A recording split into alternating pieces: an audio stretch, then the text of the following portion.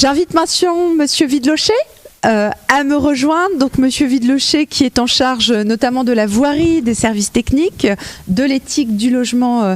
Cher Patrick, vous rencontrez souvent Patrick dans les rues de Châtillon puisqu'il est très matinal, cher Monsieur Vidlocher, et que il a une particularité, c'est que lorsque vous le sollicitez, eh bien Monsieur Vidlocher va vérifier sur place. Donc voilà, il vous arrive eh bien de le rencontrer, d'aller vérifier pourquoi un potelet est défait, un trou dans la voirie. Et je crois que c'est aussi cette proximité bien que rechercher nos habitants. Donc merci à vous, cher Monsieur Vidlocher.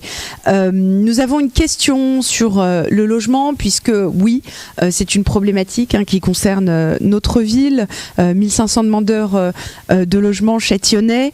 Une question de Julie qui nous remercie pour ce que nous mettons en œuvre pour Châtillon et qui nous dit qu'elle attend F5 depuis 6 ans.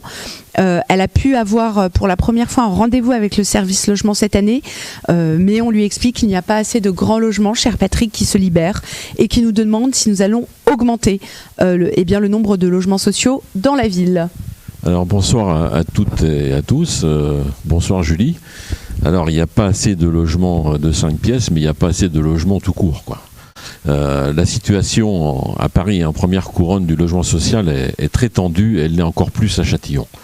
Alors pour ça, il y a une explication très simple. Quand le maire précédent est arrivé aux commandes de la municipalité au début des années 80, il y avait 43,5% de logements sociaux.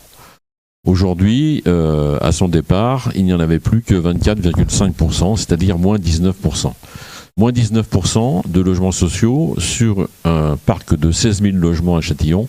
Vous faites les comptes, ça fait à peu près 3 000 logements sociaux qui manquent et qui sont dus à la politique de tout immobilier qui a été menée par la municipalité précédente. Donc c'est un chiffre à rapprocher des 1500 Châtillonnais qui demandent un logement social, mais aussi des 3500 personnes qui, au-delà de Châtillon, demandent un logement social et qui ont mis Châtillon en premier choix. Bon, c'est quand même intéressant, c'est que la ville est attractive. Alors, aujourd'hui, on a un parc exactement de 3 926 logements sociaux, et malheureusement, un malheur n'arrivant jamais seul, on a à peu près 170 vacances par an, donc vous voyez un peu le temps qu'il faudrait pour satisfaire tout le monde. Donc cette situation actuelle qui est très tendue, elle n'est pas tombée du ciel, c'est bien le fruit d'une politique, toute promotion immobilière, comme je l'ai dit, qui a été menée par le maire précédent. Si on en vient plus précisément aux 5 pièces, au T5, il y en a actuellement 431. Ça fait à peine 11% du parc. Il nous en faut évidemment beaucoup plus pour faire face à la demande. Il manque aussi, je le dis en passant, des logements accessibles, adaptés au handicap, mais aussi des logements d'urgence, notamment pour les femmes battues. Donc il faut que l'on augmente notre parc de logements sociaux, il n'y a pas d'autre solution, dans un contexte où malheureusement le foncier est très rare sur Châtillon. Je rappelle que Châtillon, c'est 2,9 km². Si vous enlevez 0,9 km² de l'emprise SNCF, là, les ateliers, c'est 2 km², quoi. C'est vraiment très très peu.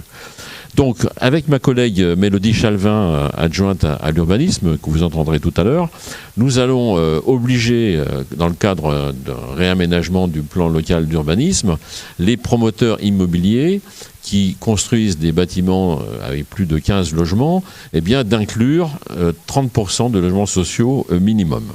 Ça sera déjà un premier pas. Enfin, il existe encore, malgré la difficulté foncière, ici ou là, quelques poches, notamment près des transports en commun, qui pourraient nous permettre d'envisager, avec les bailleurs sociaux, de créer quelques logements sociaux. Et puis, il y a aussi, peut-être demain, la zone des ARU, où on pourrait faire également quelques logements sociaux. Je rappelle aussi, parce que c'est quand même important, que face à cette pénurie, nous avons mis en place un système qui est basé sur des critères objectifs pour retenir les candidatures.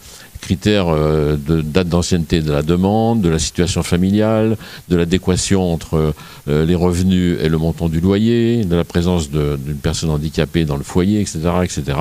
Donc ce n'est plus la politique à la tête du client, on a vraiment une organisation qui nous permet de sélectionner honnêtement tous les candidats. Enfin, sachez, je le dis aussi en passant, que ni Madame la maire, ni moi-même, responsable du logement, n'attribuons de logement social. Cette affaire, c'est le problème du service du logement et des bailleurs sociaux. Voilà, il faut rendre à César ce qui appartient à César. Absolument, avec des commissions dans le cadre des différents services des bailleurs sociaux ensuite, qui attribuent sur la base de critères, là encore, objectivés, ces différents logements sociaux. Peut-être un petit point d'indication parce que Monsieur Vidloché l'évoquait et nous aurons certainement l'occasion d'en parler avec Madame Fally. Nous manquons effectivement de logements d'urgence dans notre ville qui permettent dans le cadre de différents aléas de la vie de pouvoir accompagner les personnes les plus fragiles ou touchées par une difficulté.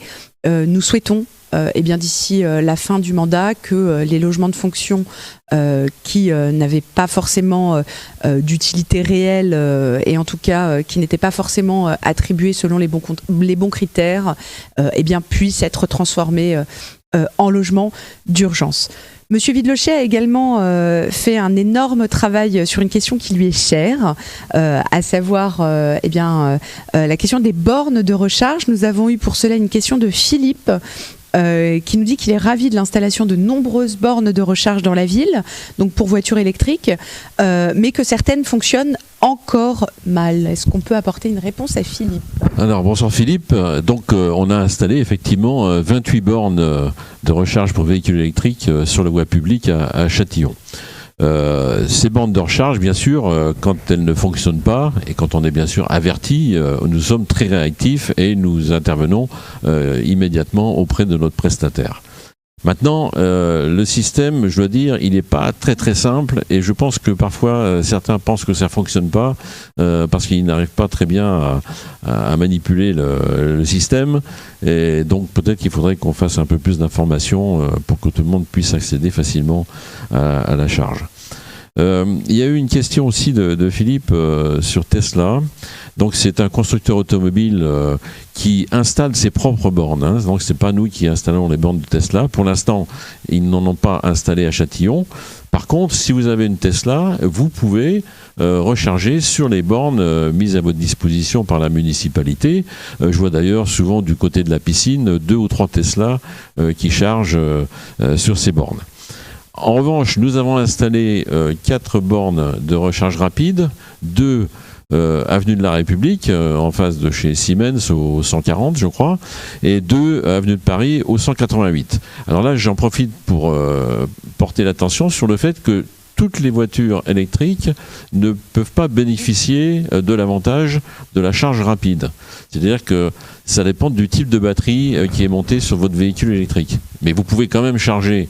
Même si vous n'avez pas une batterie ad hoc, vous pouvez quand même charger sur la borne de recharge rapide, mais ça rechargera tout à fait normalement et pas rapidement. Donc ça, c'est quand même quelque chose à savoir. Et puis aussi, sachez que de plus en plus de copropriétés, d'ailleurs qui souvent m'interpellent pour me demander des conseils.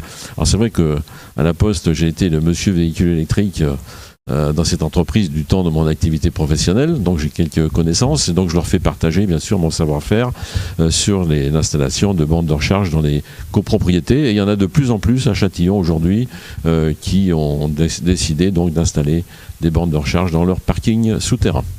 Merci beaucoup, cher Patrick. Monsieur Vidloché, donc en charge également de la voirie, ce qui nous permet bien de manière plus globale de remercier aussi l'engagement de l'ensemble de nos services techniques. Dans des périodes contraintes, ils ont fait aussi acte de beaucoup d'agilité. Je pense notamment à nos cantonniers, une astreinte qui a été mise en place aussi pour les questions de propreté, donc le week-end, qui est joignable. Donc si vous constatez un dépôt sauvage ou une problématique, n'hésitez pas à nous en informer pour que les choses puissent être réglées le plus rapidement possible. Ils font preuve de beaucoup de professionnalisme et de beaucoup de réactivité et je tiens vraiment à les en remercier parce qu'ils travaillent parfois dans des conditions qui peuvent être difficiles en charge.